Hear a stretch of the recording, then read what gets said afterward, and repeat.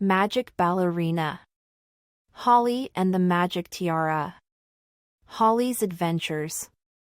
Written by Darcey Bussell. Prologue.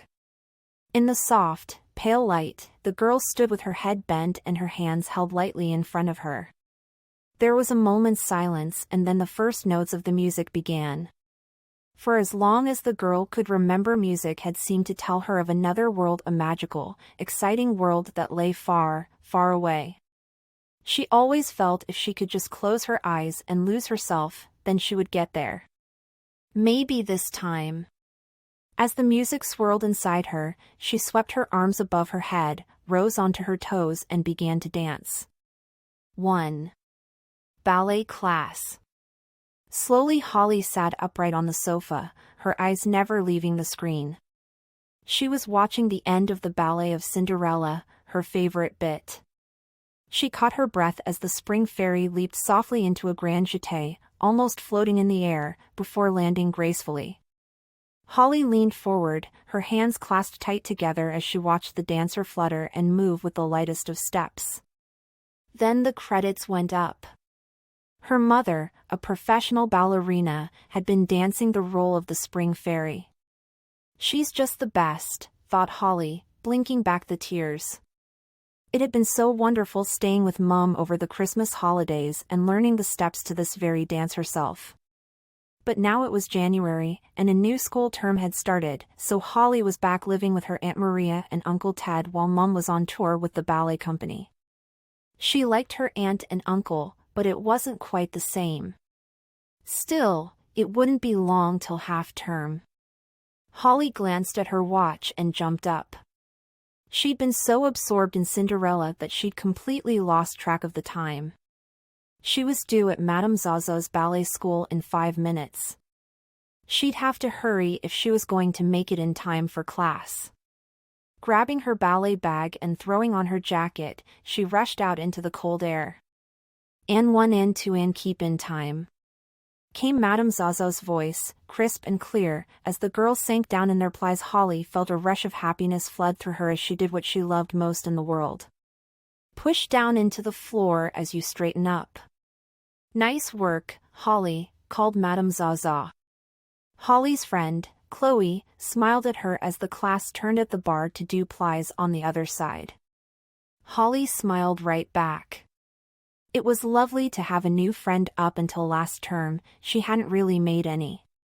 Her parents had divorced over 6 years ago, and there had been a lot of moving around since. Her dad was a professional dancer as well, and, although Holly occasionally spent time with him, she was mainly with her mom or her aunt and uncle. Holly concentrated hard, as Madame Zaza instructed the class to move to the center. "Use your eyes, girls. Feel the magic," said Madame Zaza, walking down the rows of students, tilting a head here or raising an arm there. As Holly checked her position in the ceiling-to-floor mirror of the studio, her eyes fell on her old red ballet shoes. They might look shabby, but they were really special. When she'd first been given them, she'd never imagined quite how special. They looked so ordinary, but they were a million miles from that, thought Holly, as she opened her arms from first to second position. For Holly had a special secret. Her ballet shoes were magic. Twice already they had whisked her away to the land of Enchantia, where all the characters from the ballets lived, and where Holly had the most incredible adventures. The class were working on a new position now, one that the fairy godmother held in the ballet of Cinderella. As Holly raised her leg behind her, trying not to wobble, pictures of the characters she'd met in Enchantia whizzed through her mind, finishing with the white cat. She couldn't help breaking into a smile at the thought of him. "Holly, are you daydreaming?" Madame Zaza's sharp voice cut into Holly's imaginings. "Your hand is drooping. You've lost your extension." Instantly, Holly snapped back to attention. How could she have let her position slip like that? She really needed to pay more attention. "Rise up through your spines, girls." Holly's legs and arms were aching with the effort of holding the position, and she noticed a few girls letting go and sighing as they flopped forward. Lower the leg and close in fifth, instructed Madame Zaza, then after a few seconds she added, and relax. There were sighs of relief from all around the studio and someone even mumbled, "It's impossible." But Madame Zaza didn't take any notice. "It is important to keep the hip down," she went on, demonstrating the balance. "Not like this." Even in the wrong position, Madame Zaza still looked wonderful and graceful. "And now, girls, I shall give you a sequence of steps that the fairy godmother dances in Cinderella. Get ready to pay close attention. Pas de chat, chasse, dégage." Brilliant, Holly thought. Please, there would be another opportunity to hold the balance at the end of the sequence. I'll try really hard to do it well. She started picturing herself with a nice straight supporting leg, but then realized Madame Zaza was talking again. "Right, one row at a time, and we'll start with the front row." Holly went forward to take her position, feeling a flutter of panic in her stomach. She'd only taken in the first few steps that Madame Zaza had set, and now she had to dance the whole sequence. The music started and her eyes darted to the right as she tried to copy Chloe, but it was no good. She was falling behind the beat and her face was getting hotter and hotter under Madame Zaza's intense gaze. Her row didn't even finish the exercise before Madame Zaza clapped her hands and told them to stop. "Holly, I won't tell you again about daydreaming in class." For a moment, Holly felt a flash of irritation, but she fought it off. Madame Zaza was right to tell her off. She should have been concentrating more. As the other rows each took a turn at the steps, Madame Zaza's corrections seemed to ring out more and more. Then she took a deep breath and said, "Take a short break, girls. We will try again in a few moments." Some of the students went off to the toilets and others to the changing rooms. Holly hung back a bit because she wanted to try out the steps again, but Chloe took her hand and the two girls went outside into the corridor. "I'll catch up with you in a sec," Holly told her friend, as she bent down to rub a dirty mark off her pale pink tights. As Chloe hurried off lightly, Holly suddenly noticed her ballet shoes. Was it her imagination or were they a brighter red than usual? They were sparkling. And now her feet had begun to tingle too. That could only mean one thing: it was happening again. Right here. Right in the middle of class. She was on her way to Enchantia. 2. A special gift. A rainbow of colors began to swirl around Holly's feet and rose higher, lifting her up till she was spinning. She felt as though she was swirling through the air, until quite suddenly, she landed. The rainbow dissolved into sparkling silver and gold and she found herself inside a palace, at the edge of a grand hall. It wasn't the royal palace belonging to King Tristan and Queen Isabella that she had visited before. This one was quite different. The hall was buzzing with activity and there seemed to be all sorts of preparations going on. Servants were rushing back and forth from the kitchen to the hall carrying china dishes, silver cutlery, lacy napkins, elegant mats and sparkling glasses. Holly's eyes flickered to the wide archway that led through to the white and gold ballroom. The floor looked so shiny and the crystal chandeliers were glistening and twinkling. Flowers were being arranged in enormous vases fixed to the walls. What was going on? "Oh, you're here. That's brilliant." Holly swung round to see her friend, the white cat, dancing over towards her. "Cat," she cried in delight as they hugged each other. "What's going on?" she asked. "Whose is this palace?" "Questions, questions," the white cat laughed. "Well, first things first. The palace belongs to Cinderella and Prince Charming. And as for what is going on, well, today is the christening of their little baby, Pearl. Look, here she is now. Come and take a peep." Holly followed the white cat to the beautiful lacy cradle tucked in a little alcove. Baby Pearl was wide awake, her blue eyes shining as she looked at the silver rattle she was clutching. Her favorite toy, said the white cat, throwing a smile at Holly. A small puppy suddenly hurtled by, wagging its tail and nearly tripping up one of the servants. Max, you naughty thing! Get out from under everyone's feet! The white cat chuckled. Prince Charming bought the puppy for Pearl for when she's older. Holly was confused. Usually the shoes brought her to Enchantia if there was a problem to help sort out, yet everything here seemed picture perfect. Although, when she looked carefully, she could see that some of the servants looked a bit worried. She turned to the white cat, raising her eyebrows. So what is going on? What do you need me for? Oh, Holly, we're all a bit fearful, he began gravely. You see, Cinderella can't put out of her mind the dreadful events that took place at the christening of her friend Princess Aurelia. Holly had met Princess Aurelia or Sleeping Beauty before and remembered her story. The wicked fairy, who hadn't been invited to Princess Aurelia's christening, had come anyway, crashing in furiously and wrecking everything with a curse about a spinning wheel. Of course, every precaution has been taken, the white cat went on. I mean, obviously none of the wicked characters of Enchantia have been invited to Pearl's christening, but that is a problem in itself. You see, if the wicked fairy finds out that the christening is taking place and she has not been invited again, who knows what evil she might wreak. Holly nodded thoughtfully. Everyone has been instructed to keep the ceremony top secret, but the white cat shook his head anxiously, you never know. He leaned forward and spoke in a loud whisper. Can you keep an eye out for anything suspicious? Then, as quickly as his brow had furrowed, it cleared and he stepped back and smiled at someone approaching. Your Highness, this is Holly, the human owner of the magic shoes. Holly's eyes widened as a beautiful girl with golden hair swept up onto her head stood before her. Cinderella! Hello, Holly!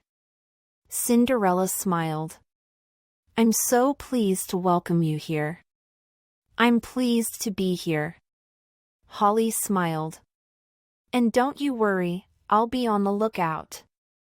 Thank you so much, said Cinderella, before rushing off to welcome more guests.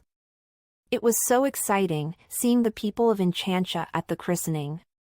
Everyone had a gift for baby Pearl, and now that they were all set out on the creamy tablecloth of the ceremony table, Holly took a closer look. There was a sparkling fan, a charm bracelet, tiny white slippers with hand-sewn sequins, a beaded purse, and many other lovely things. There was just one gift left, wrapped in the shiniest paper of all, that hadn't yet been opened. Just at that moment, Cinderella arrived at the table, looking worried. Have you seen my fairy godmother, White Cat? I can't understand why she's disappeared all of a sudden. I'm sure there'll be a perfectly ordinary explanation, Your Highness, said the White Cat. Maybe she's just flown off to get something and will be back at any moment. Yes, I'm sure that must be it, said Cinderella. And this must be her present. Cinderella's hand gestured towards the unopened present. And that was when Holly noticed the white cat's whiskers twitching. She frowned and felt her heart beating a little faster. The white cat's whiskers only ever seemed to twitch when magic was afoot. Could something be going on? As soon as Cinderella headed off, Holly turned to her friend. What is it, White Cat? I noticed your whiskers, just now. I have absolutely no idea why they should be twitching. It's almost confusing. Just then, some majestic music struck up and the white cat clapped his paws happily. Oh, my glittering tail! The dancing has begun. My own dance is not till later on in the ceremony. I can't wait, he added, doing a light bounce into the air, crisscrossing his feet neatly, which made Holly smile, as Cinderella came rushing back in. Prince Charming says I should open the fairy godmother's gift, she cried excitedly. The rest of the guests gathered round and the music faded into the background.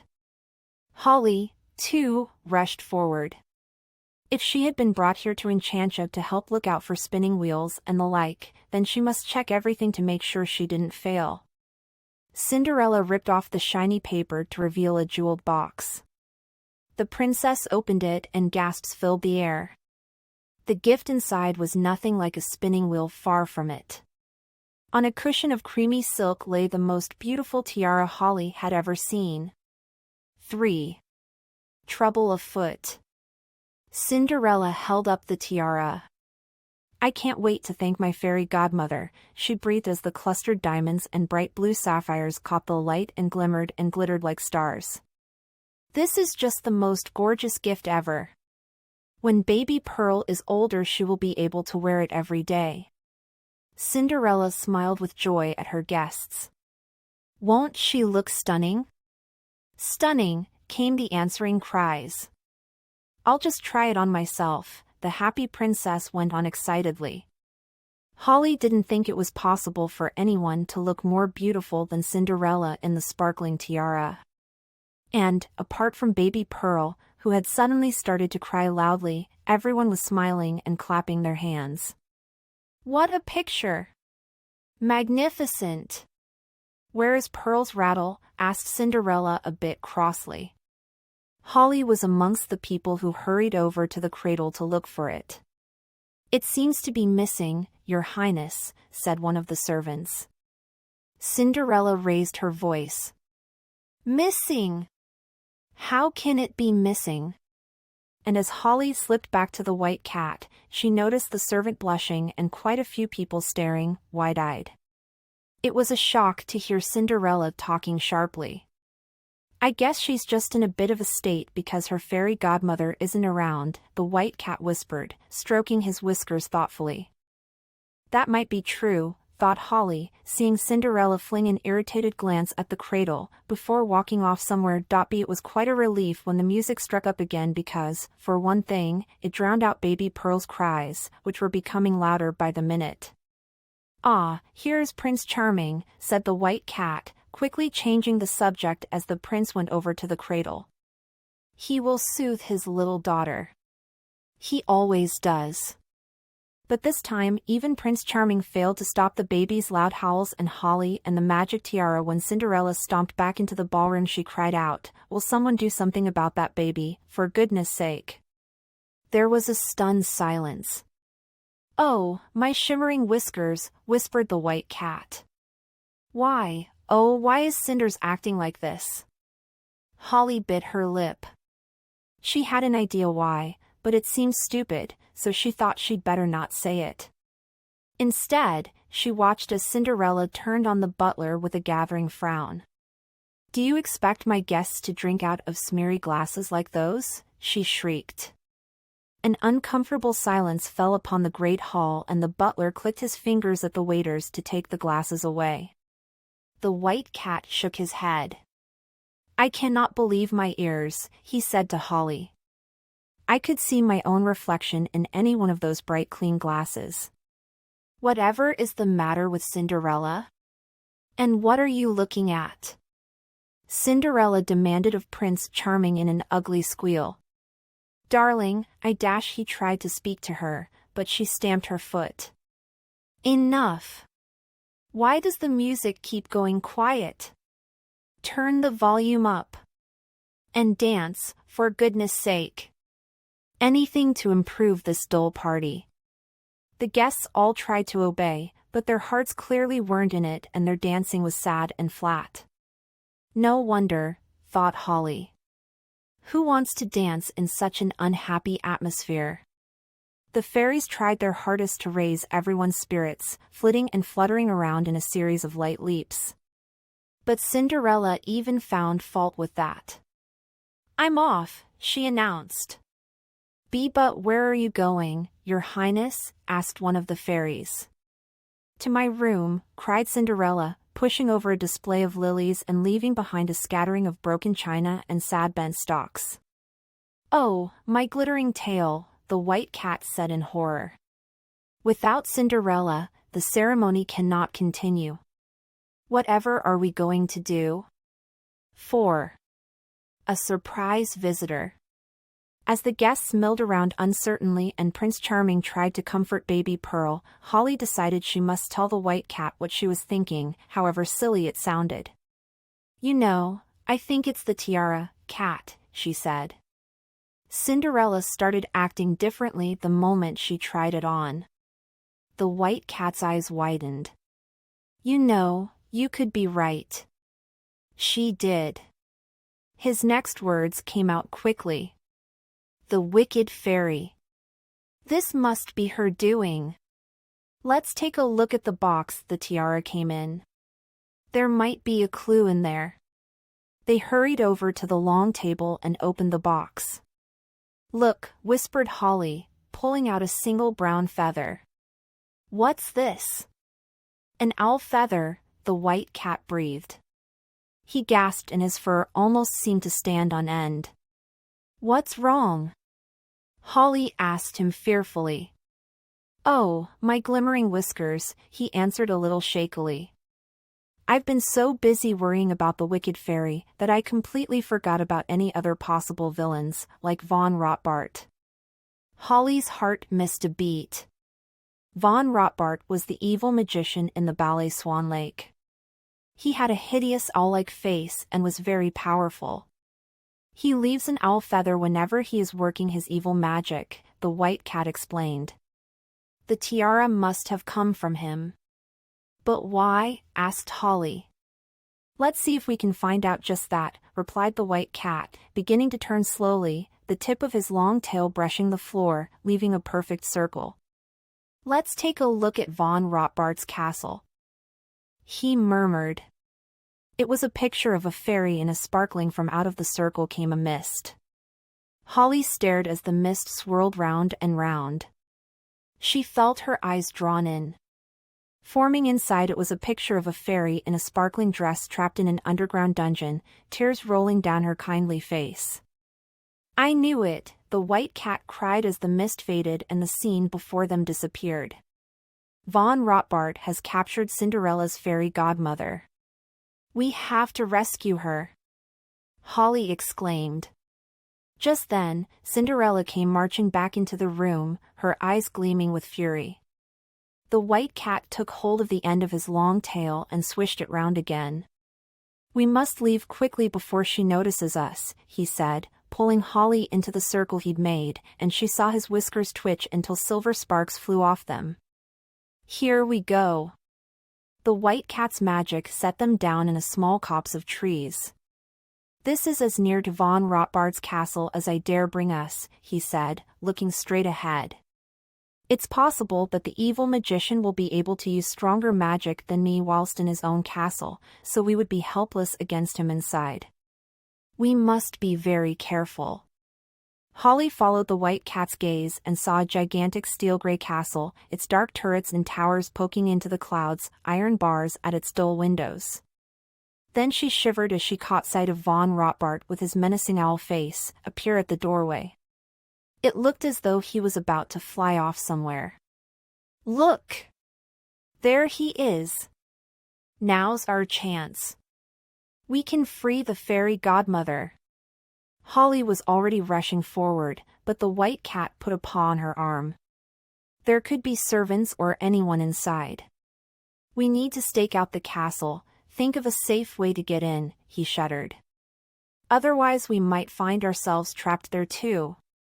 Holly heaved an enormous sigh, and as she dropped her head despondently, her eye caught sight of something twinkling inside a small shrub. "What's that?" In a moment, she was beside the shrub, and a second later she was waving a golden wand triumphantly in the air. "Look! It's the fairy godmother's wand," cried the white cat. "She must have dropped it. Can we use it to magic her here to us, instead of us going inside to her?" Holly asked eagerly. The white cat shook his head. "Only the fairy godmother can make magic with her wand," he said sadly. Then his brow suddenly cleared. "But, of course, we could dance to make her appear, Holly. All you have to do is dance some of her steps. That is how the magic works." Holly looked at him in dismay. "Oh no! I knew I should have paid attention when Madame Zaza taught us the sequence of steps. She thought for a moment. Could she do it? She had to. There was a small silence before a feeling of determination came over Holly. I think I know what I could do, though. Turning at her supporting foot and keeping her leg quite straight, she raised the other leg behind her, making sure her knee didn't drop, and lifted her arm to frame her face. Then, with a brave smile, she began to count inside her head as the white cat watched her curiously. Holly held the position without flinching for a count of 20, and just when she thought she'd collapse, there was a flash of golden light. "Yes," cried the white cat. Standing before them was Cinderella's fairy godmother. 5. A shock disappearance. "Thank you so much," exclaimed the fairy godmother. "We wondered where you were, so we came to find you," gabbled Holly. "It's such a relief that you're free." "For me too," said the fairy godmother. "But, tell me quickly, I've been so worried. Has Cinderella touched the tiara?" Holly and the white cat exchanged anxious glances, and the fairy godmother's hands shot to her mouth. "She has put it on, hasn't she?" The white cat nodded forlornly. "She is not herself. It's awful. Then we must hurry." The fairy godmother turned pale. "When von Rotbart captured me, he was so proud of his evil cunning that he couldn't resist telling me what he'd done, how he'd slipped the beautiful present in amongst the others, so that everyone would assume it was mine." Holly and the white cat listened as the fairy godmother carried on with the tale. "Whoever touches the tiara is compelled to wear it, and won't be able to take it off. And that's when the evil magic begins. It makes the wearer more and more horrible and mean, until their heart eventually turns completely to stone." The white cat's paws flew to his face in horror. "Oh, my glittering tail!" "But why?" asked Holly, feeling fury mounting up inside her. "I don't understand how von Rotbart could be so cruel. Why would he do all this?" "Because he is jealous," the fairy godmother explained. "Jealous and angry that Prince Charming married Cinderella and not his own daughter, Odile. Von Rotbart offered him her hand in marriage some time ago, but the prince turned him down. Now he's even angrier at not being invited to the christening ceremony." "So what can we do?" asked Holly fearfully. "Is there any way we can break the spell?" "The only way it can be broken," replied the fairy godmother, "is if the dance of the spring fairy, the summer fairy, the autumn fairy and the winter fairy from Cinderella is repeated precisely. The magic of the dancing will melt the princess's hardening heart and release her from the enchantment. Even then," she said with a catch in her voice, "it might not be strong enough to break the spell." "What if I were to join in with the dance to strengthen its magic?" asked the white cat, catching the fairy godmother's hand in his paw and looking at her earnestly. "I know the steps very well," he added. "Yes, that would definitely help," she said. "If one of the fairies falters or gets a step wrong, then the magic won't work, so it would be good to have someone there as a backup." Her face turned grave. "Oh, and there's one more thing. The dance must be done before sunset." "Oh, my shimmering whiskers!" exclaimed the white cat in a panic, looking up at the sky. "Then that means we've got less than half an hour to get back and organize the dance. Come on! We must go immediately." The fairy godmother waved her wand, leaving a trail of glitter in the air, and in a flash, the three of them were whisked away to the palace. As soon as they were set down in the grand hall, Holly could feel an uneasiness in the air. The guests were chatting and eating and drinking. A few were even dancing, but it wasn't natural. It wasn't right. Everyone was tense, apart from one strange man who seemed to be ignoring the atmosphere and was enjoying himself, tapping his foot to the music and smiling around. Her eyes carried on scanning the room. The fairy godmother had gone off to look for Cinderella, but there wasn't time to. Think about that now.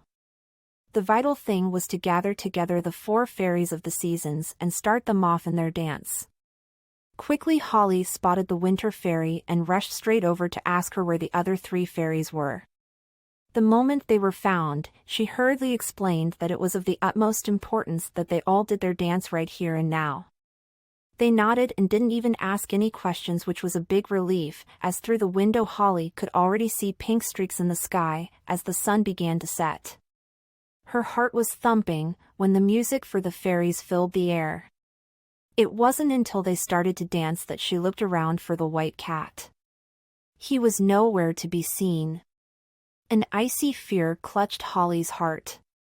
Her friend would never go away when he knew he was needed. Never. Something was terribly wrong. 6. Magic in reverse. The tension seemed to fade away as everyone watched the 4 fairies dancing so beautifully. But Holly couldn't relax, not when the white cat was missing, and neither Cinderella nor the fairy godmother were anywhere to be seen, for that matter. Where had they got to? Turning away from the dance for a second, she cast the most fleeting of glances around the guests just to check. No, there was no sign of the evil owl face, thank goodness. Holly swallowed as she suddenly realized it was all up to her now. She must join in the dance herself if anyone faltered and the fairies needed her to strengthen the magic. But would she be able to do it? Could she remember the steps? Concentrate, Holly, she told herself fiercely. She recognized the very steps that the spring fairy was dancing now, from her DVD of Cinderella. She was up to the part with the deep chasse, then the rise onto point with the arms in 5th position. But something was wrong. The fairy's arms were wilting. She wasn't smiling. Her eyes kept anxiously darting to one side. Then Holly spotted why. Cinderella was back in the room, her arms folded, her furious stare fixed on the dance. Without a second thought, Holly ran out lightly and stood next to the spring fairy, rising up on demi-point, her arms in 5th, her head tilted. It felt so wonderful to be dancing, and from that moment on, she used all her concentration to get the rest of the steps right. She felt a lovely glow of happiness as the spring fairy gave her a grateful smile. Together they wove patterns with the other 3 fairies until, finally, they began to bring the beautiful dance to a graceful close. It's working! Holly thought jubilantly as, out of the corner of her eyes she saw Cinderella's harsh stare slowly being replaced with a look of confusion. At that very second, there was a thunderclap and instantly a great flash of light filled the room. The spring fairy faltered, but Holly concentrated as though her life depended on it and managed to finish the last few steps of the dance. Instantly, her stomach dropped at the sight of Von Rotbart storming into the midst of the guests, his evil eyes glinting dangerously at Cinderella. You, he cried. Holly gasped as she realized the similarity between the owl magician and the strange man she'd seen earlier. It must have been Von Rotbart in disguise. Cinderella's hand rose once again to her head and suddenly a great wail came out of her mouth as, with a massive tug, she wrenched the tiara from her head and hurled it away. Gasps from all of the guests, the fairies and from Holly herself, filled the room. Then everything fell into eerie slow motion as the tiara floated across the room in the fearful waiting silence, seeming to have a life of its own. A second later, it was as if the world had clicked back into place as the tiara landed squarely on the head of the evil Von Rotbart. Everyone held their breath, and Holly most of all. Whatever was going to happen? After a silence that seemed to go on forever, Von Rotbart suddenly broke into a smile and walked across to baby Pearl. "Oh my, what an adorable baby," he said. Holly frowned in confusion, and noticing that the fairy godmother was back in the room, slipped across to join her. "I don't understand," whispered Holly. "What is going on? Why is Von Rotbart being so nice?" Cinderella snatched Pearl up and protectively held the baby to her chest. So sweet-tempered, added von Rotbart, making cooing noises as the baby broke into a smile. The fairy godmother was frowning. It has to be a trick, Holly answered. He must be pretending to be nice. And what a magnificent setting for a christening, von Rotbart was saying in the same kindly voice. When he turned to gesture round at the grand hall, Holly saw his face was full of genuine pleasure and something clicked inside her mind. It's the tiara, she said slowly. It's making him a nice person. Its magic must be working in the opposite way to usual. The fairy godmother nodded. Yes, I think you could be right. She smiled, but then she frowned again as she scanned the faces around her. But Holly, she touched her arm, where is the white cat? Holly's hands flew to her mouth. I feel terrible. I've been so taken up with everything else, I completely forgot to tell you, he's gone missing. I must look for him straight away. Wait a moment, Holly, said the fairy godmother.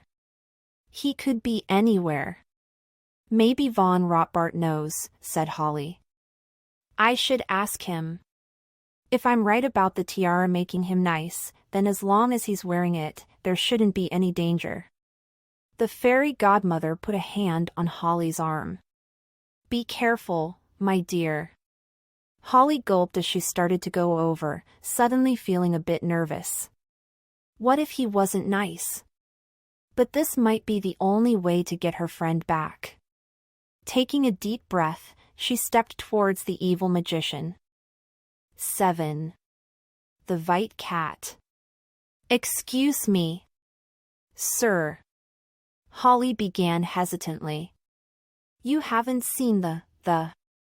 She swallowed. White cat, by any chance, have you? The owlish eyes seemed to dart from right to left before settling on Holly's face, and for a moment she thought he wasn't going to say anything, but then he smiled. It was hard to believe that this stranger was really the evil magician. Holly waited to see what else he might say. I'm afraid I locked him away in a cupboard, von Rotbart said sweetly. I knew that my magic wouldn't work here in the castle, so it was my last-ditch attempt to spoil the dance. Silly, really, to be so mean, but luckily it all worked out fine in the end. He reached up and touched the tiara. You know, I suddenly feel completely differently about things.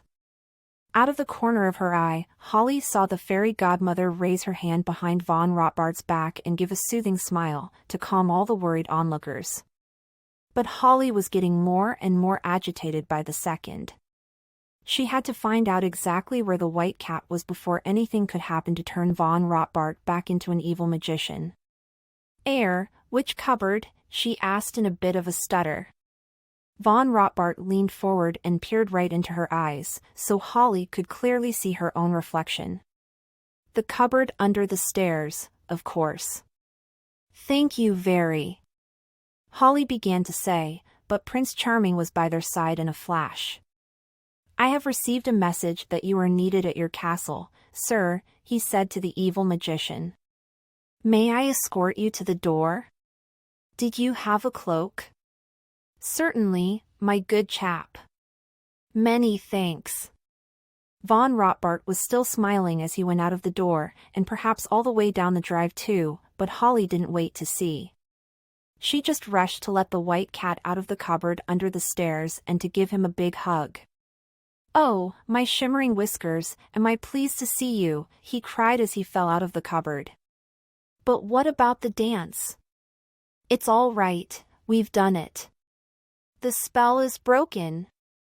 Then Holly went on to explain what had happened since the white cat had been locked in the cupboard, about joining in the dance herself, the spell being broken and the tiara landing on von Rotbart's head, finishing up on the bit about him being escorted from the palace by Prince Charming. When she had finished, the white cat let out a huge sigh, just as Cinderella came over to thank everyone with baby Pearl in her arms. I understand I was a little, bossy, she said, looking embarrassed. Only a little, the white cat reassured her. But, of course, you weren't yourself. Then he handed something to baby Pearl, which made her break into a beautiful wide smile. "It's her silver rattle," cried Cinderella. "Wherever did you find it?" "When Von Rotbart pushed me into the cupboard, that naughty puppy darted out, dropping it on the way. She was crying because she'd lost it," said Cinderella, "but look at her now. She's all smiles." "It was definitely the magic tiara that caused her the tears too," the White Cat said. "Well, thank goodness the spell is broken," said Cinderella. "What would we have done without you?" she added, giving Holly another very grateful smile. Then she turned to the guests. "The danger is past. Let the christening ceremony continue." Holly loved it when the fairy godmother bestowed the gift of a long and happy life upon baby Pearl, and everyone broke into applause. And she loved the dancing even more, especially the White Cat's leaping and turning solo. "Help yourselves to the delicious food," came Prince Charming's cheerful voice. "Try one of these fairy cakes," urged the White Cat. "I can highly recommend them, you know." But hardly a morsel had passed Holly's lips before she felt a tingling in her toes. "It's time for me to go back to the real world, Cat," she said, hugging him. "I'll see you again soon." The White Cat gave her a little wave as Holly found herself surrounded by the brightest of colors swirling, before whirling her away.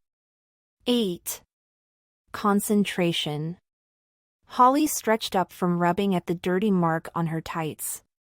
It was incredible the way that she always got back from Enchantia to find that not a single second of time had passed in the real world. She hurried after Chloe, feeling a lovely glow inside her at the memory of all that had just happened. "Right, let us try another enchainment, to use the proper balletic word for a sequence of steps," said Madame Zaza, a few minutes later. The class stood in neat rows just as before, but this time when her teacher went through the steps, Holly concentrated with all her might. "I'll always make sure I do that from now on," she told herself firmly, thinking back to her dance with the spring fairy and imagining how awful it would have been if she'd not been able to join in. "Well done," said Madame Zaza, breaking into a smile after Holly's row had performed the steps. "When you concentrate, you dance like a dream." Her praise seemed to be for all the girls, but her gaze was on Holly. "Always remember how important concentrating is." And as their eyes met, Holly felt she really understood. "Yes, I will, I really will," she thought from the bottom of her heart. Darcey's Magical Master Class. Prepare to be crowned with the magic tiara by doing this simple, elegant breathing exercise. 1. Stand with your feet together, arms relaxed at your sides and your head bowed forward so your chin is touching your chest. 2. Start to breathe in, raising your head and lifting your arms out sideways. Keep breathing in. 3. At the end of your intake of breath, your arms should be held out at your sides and your eyes looking straight ahead. Keep your neck as long and elegant as possible. Now gently breathe. 4. Out, lifting your eyes up to the sky and your arms above your head with your fingers pointed upwards. Magic Ballerina. Holly and the Rose Garden. When Holly finds herself in a magical rose garden, she realizes that the story of Beauty and the Beast is being played out, in front of her very eyes. Read on for a sneak preview of Holly's next adventure.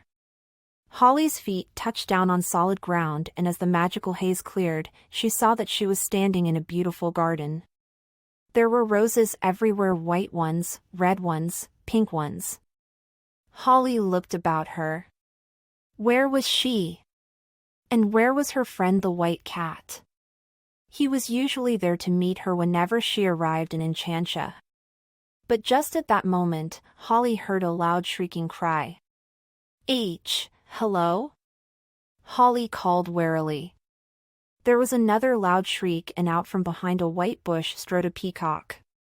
His body was a bright blue and he had golden eyes. On his head was a crest that looked almost like a little crown. His long tail of feathers trailed on the ground after him. Seeing Holly, he stared. Holly stepped backwards uncertainly. The bird's beak looked very sharp and he had sharp claws on his feet too. He looked her up and down intently and then his eyes seemed suddenly to glitter with approval. Well, hello there. His tail feathers rose and snapped open like an enormous fan. And who might you be, my pretty little one? I'm Holly, she stammered. The peacock stalked towards her. Do you come here often? Holly said. Well. No tail, but what fabulous feathers you have, the peacock interrupted, examining her feathery headdress. I like them.